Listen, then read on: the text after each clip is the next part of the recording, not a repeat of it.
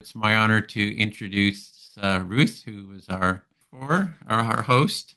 And Ruth let me read a little bio here, was drawn to become an empathy circle facilitator and trainer by listening to the courage shared of hardships lived through and are still being lived through via the Empathy Summit in July of 2023. So attending one of these summits was what motivated you to get involved in also becoming a summit team member and helping produce and host these summits.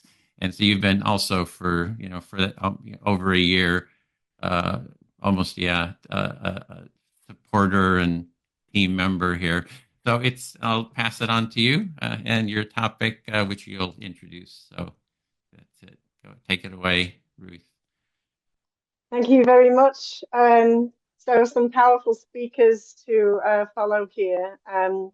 I'd like to start off with saying how much I would like to say thank you to the Empathy Centre, Edwin, and everyone involved in the Empathy Circles. And a special thank you goes to Edwin and DJ, Wendy, Jana, John, Ara, um, and all the amazing folks at the Empathy Centre. I'd also like to extend my thanks to the generosity of the Foundation for the Development of Compassion and Wisdom, FDCW, for their invaluable wisdom training, contributions, and dedication to spreading love, compassion, wisdom, empathy, and more. Of course, the list of people where we learn empathy is vast.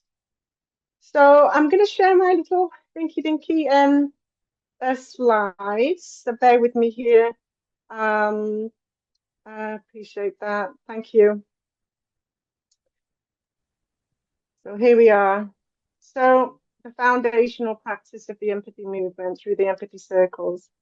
So it's not as though we have not been practicing empathy prior to engaging with empathy circles, or maybe some of us haven't.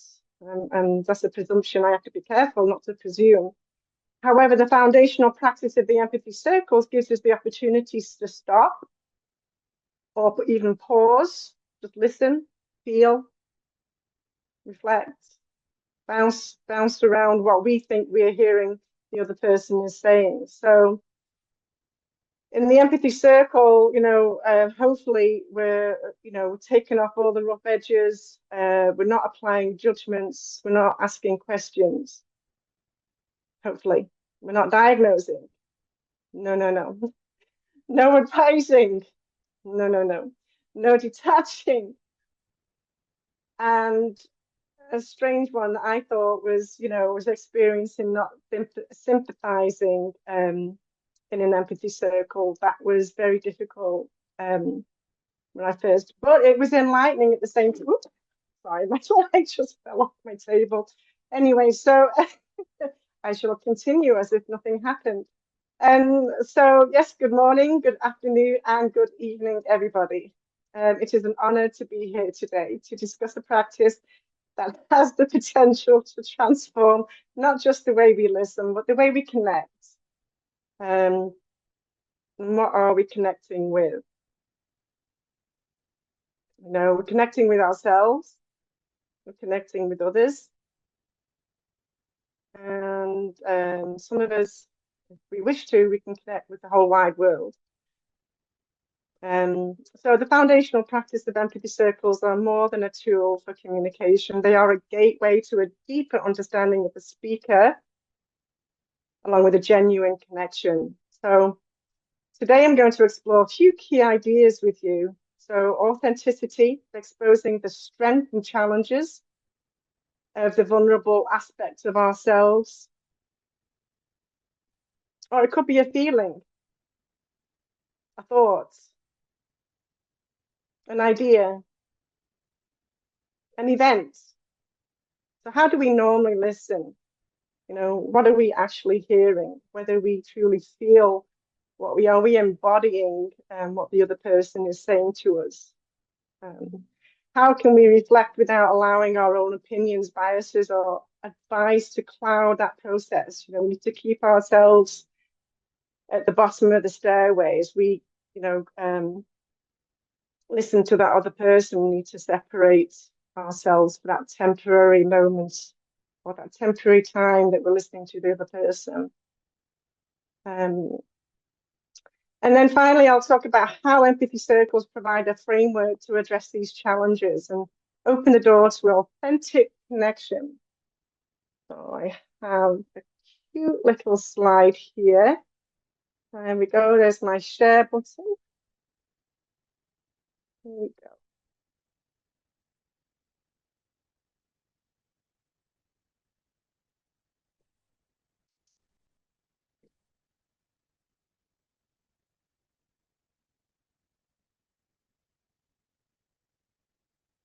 So authenticity, exposing the strength and challenges of the vulnerable aspects of ourselves. So we're going to explore a poignant aspect inside the foundational empathy circle process. And of course, one of the reasons I like this image is because it's showing it even in adverse conditions, we can outshine us, we can, show our beauty, show our strong self.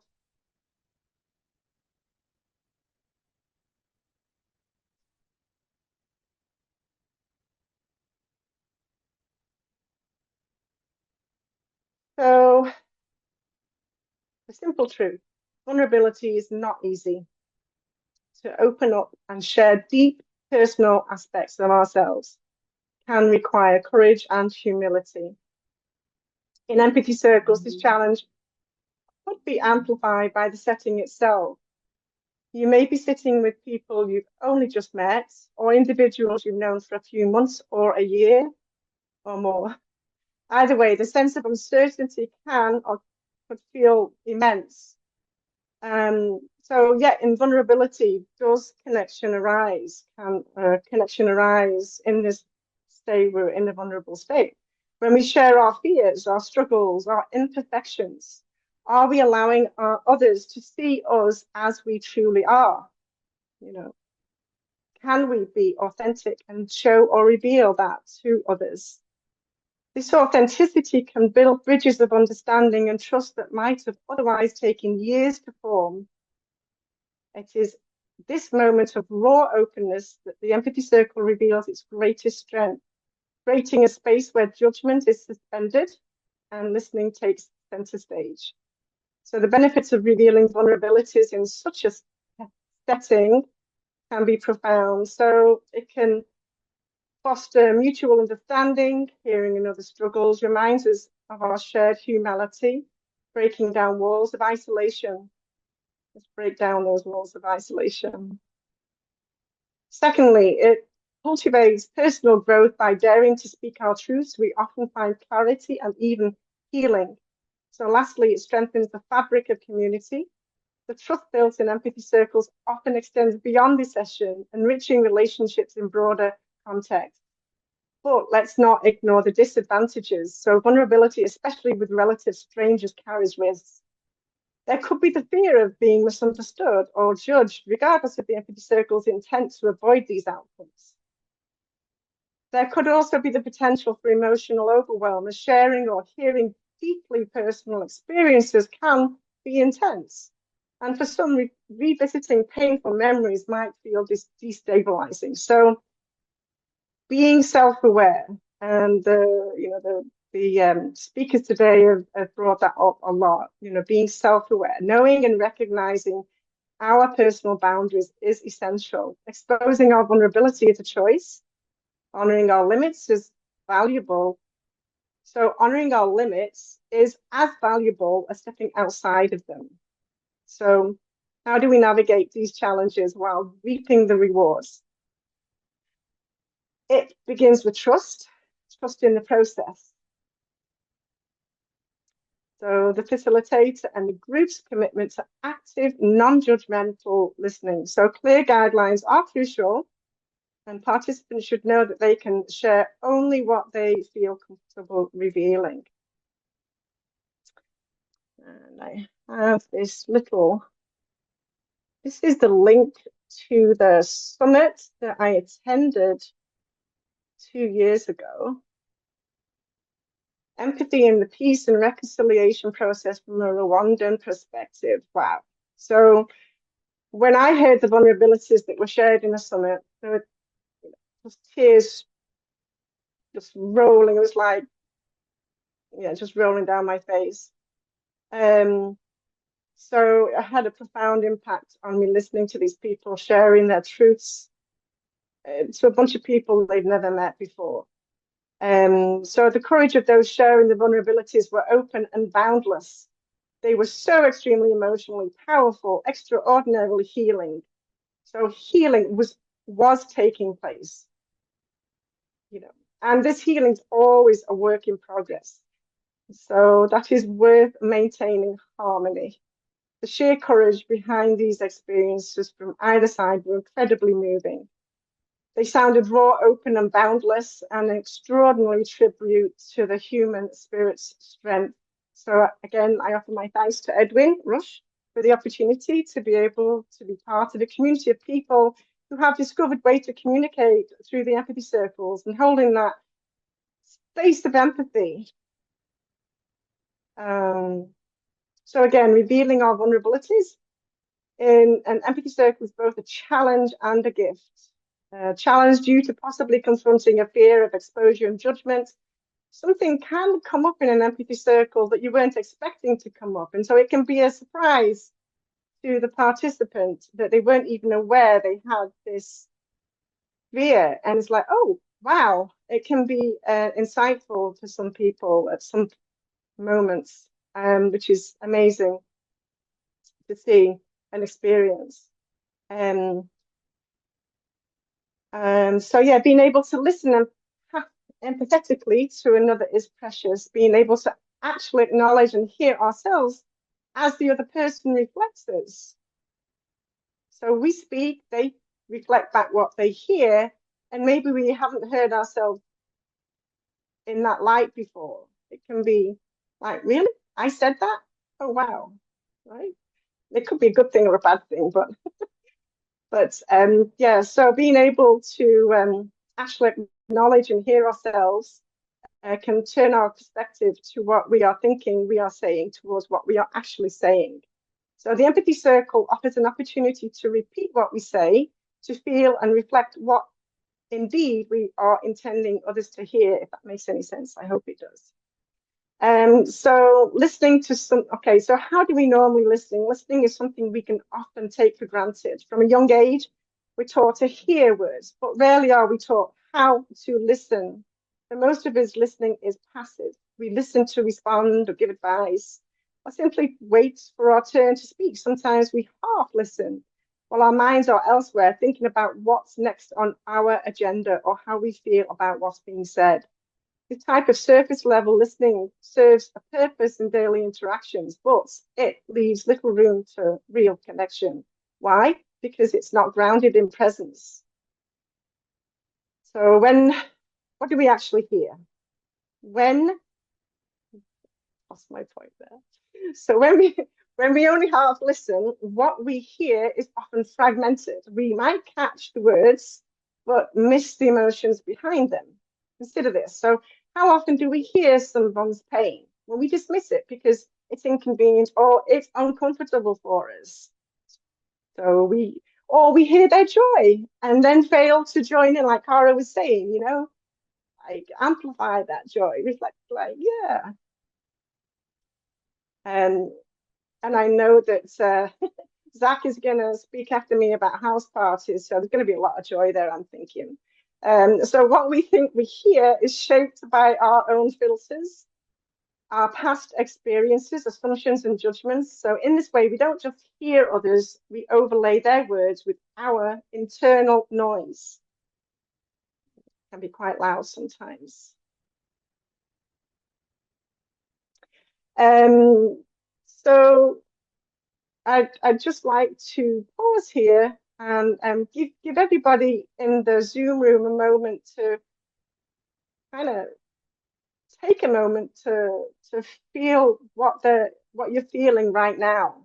Just kind of take a deep breath. I invite you to breathe in and breathe out. can't see anybody because I haven't got the gallery view. Let me see if I can. There you go. I can see you now. There we are. So should we try that again?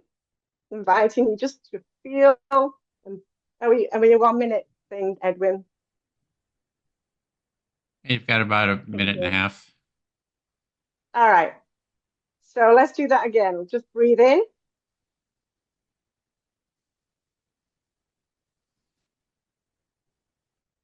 and breathe out.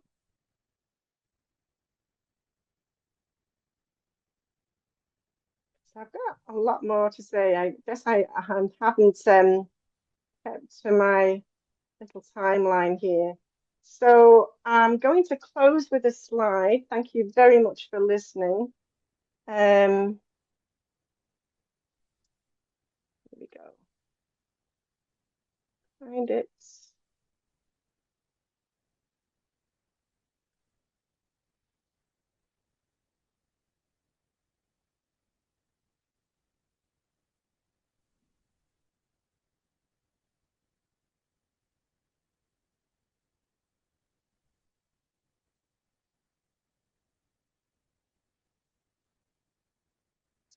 So in closing, I'd like you to imagine a world where everyone feels heard, where every conversation deepens our understanding of one another, and where connection replaces division. That's the world Empathy Circles invites us to create. As we leave here today, I encourage you to reflect on your own listening practices. Are we truly present? Are we hearing beyond the words? And most importantly, are we connecting with the feelings behind them? Empathy Circles reminds us that the simple act of listening, when done with care and intention, can be extraordinary. Let's be extraordinary. Let's be an extraordinary empathy circle, and 1 moment of connection at a time. And may your empathy be lifted to new heights, inspiring and connecting you in ways that excel beyond the regular daily interactions. On that note, thank you so much again. Okay, thanks for that, Ruth. And, I didn't know that it was your experience in one of the empathy summits that a meaningful experience that really got you involved in being a very dedicated summit team volunteer. So that was really, really appreciate hearing those